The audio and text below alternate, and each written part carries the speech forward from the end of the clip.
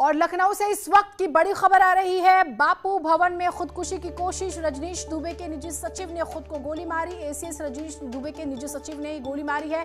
बापू भवन के room number 824 की यह घटना है। निजी सचिव को लोहिया अस्पताल ले जाया गया। निजी सचिव का नाम विशंभर दयाल है। नगर विकास विभाग के अपर मुख्य सचिव हैं रजनीश दुबे। अब क्या कारण रहा, क्या किसी से विवाद हुआ था, क्या पारिवारिक कोई तनाव था, काम को लेकर कोई तनाव था, क्या कारण था, किसी से रंजिश थी, ये तमाम सवाल हैं। राजीव हमारे साथ जुड़े हुए हैं। राजीव, ये पूरी खबर बताइएगा, बहुत हैरान करने वाली है और सभी इसका कारण जानना चाहेंगे कि ऐसा क्यों किया।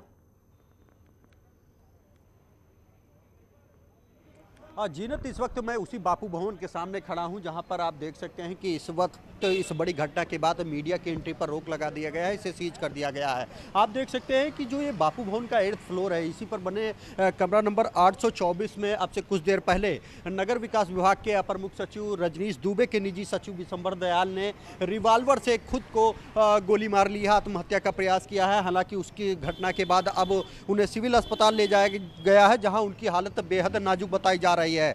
आज जन्माष्टमी का दिन है, आज छुट्टी होती है, तो ऐसे में अब ये सवाल उठ रहे हैं कि आखिर छुट्टी के दिन निजी सचिव इस दफ्तर में क्या कर रहे थे। और सबसे बड़ी बात यह है कि ये हाई सिक्योरिटी जोन है और बापू भवन में बिना सरकारी जो अधिकारी हैं, जो मान्यता प्राप्त पत्रकार हैं राज्य स्तरीय, उन्हीं की एंट्री होती है और बाकायदा यहाँ पर चेकिंग की जाती है। ऐसे में ये रिवॉल्वर इस परिसर के अंदर कैसे पहुंची, इस पर भी एक बड़ा सवाल खड़ा हो रहा है। आप देख सकते हैं कि यहाँ पर दर्जनों की संख्या में पुलिसकर्मी मौजूद हैं और रोजाना यहाँ पर जब कोई गाड़ी इंटर करती है या कोई शख्स जाता है तो उसकी तलाशी लेने के बाद उसे भेजा जाता है। लेकिन अब इस घटना के बाद निजी सचिव ने जो अपनी रिवॉल्वर से आत्महत्या का प्रयास किया है, उसके बाद जो हड़कंप मचा है, उसी को देखते हुए अब मीडिया की एंट्री इस पर रोक लगाई गई है। और ये कहा जा रहा है कि रिवॉल्वर का आपने जिक्र किया, लाइसेंसी रिवॉल्वर क्या उनकी थी, वो भी इन्वेस्टिगेशन का पार्ट है। या एक चीज, कैमरा भी होते हैं वहां पर, जिस तरह से आपने वीवीआईपी एरिया का जिक्र किया।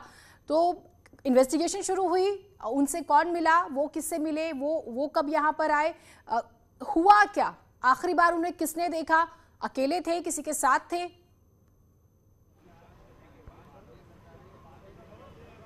देखिए, ये एक सरकारी दफ्तर है, इसीलिए आज सुबह वो अपने घर से यहाँ पर पहुंचे थे और ये बताया जा रहा है कि जैसे ही वो अपने मैं आपके पास आती हूँ, जानकारी ये आ रही है कि क्योंकि अभी राजीव ने बताया भी था कि उनकी हालत गंभीर है, उनकी मौत हो चुकी है।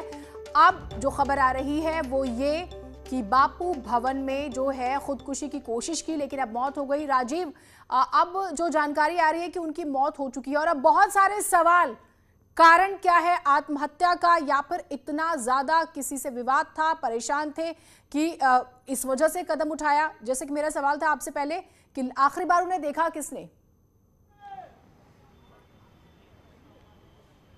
देखिए, आज सुबह वो जन्माष्टमी का दिन है, आज पूरे प्रदेश में छुट्टी है, उसके बावजूद उनको दफ्तर बुलाया गया था। और आपसे पहले आपने देखा कि इसी रास्ते के जरिए वो वहाँ पर अपने 8th फ्लोर स्थित जो 824 नंबर कमरा है वहाँ पर वो पहुँचे थे।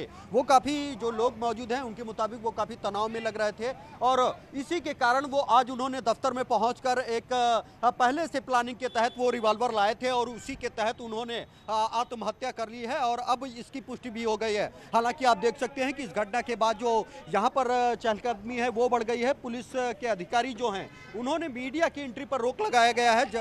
हालांकि ये कहा जा रहा है कि जो उनका विभाग है उन पर लगातार ये दबाव बनाया जा रहा था काम का और यही कारण है कि छुट्टी के दिन भी उनको बुलाए जाने के चलते उन्होंने ये कदम उठाया है। और अभी तक यहाँ के अधिकारी बता रहे थे कि उनको सिविल अस्पताल ले जाया गया है, जहां उनकी मौत की पुष्टि भी हो गई है। तो कहीं ना कहीं अब ये बड़ा सवाल उठता है कि आखिर किन परिस्थितियों में निजी सचिव विशंभर दयाल ने खुद को गोली मारकर आत्महत्या की और किन स्थितियों में इस हाई सिक्योरिटी बापू भवन में रिवॉल्वर की एंट्री हुई। तो इन तमाम सवालों का जवाब तब मिलेगा जब बिल्कुल छुट्टी के दिन दफ्तर आते हैं, वेपन के साथ आते हैं, वेपन क्या उन्हीं का था, कोई पहले से मौजूद था, क्या परिस्थिति बनी, आखिरी बार कौन साथ में था, ये ऐसे सवाल हैं जिसके जवाब बहुत ज्यादा तलाशे जाएंगे, क्योंकि जो घटना घटी है वो किसी को भी यकीन नहीं होगी।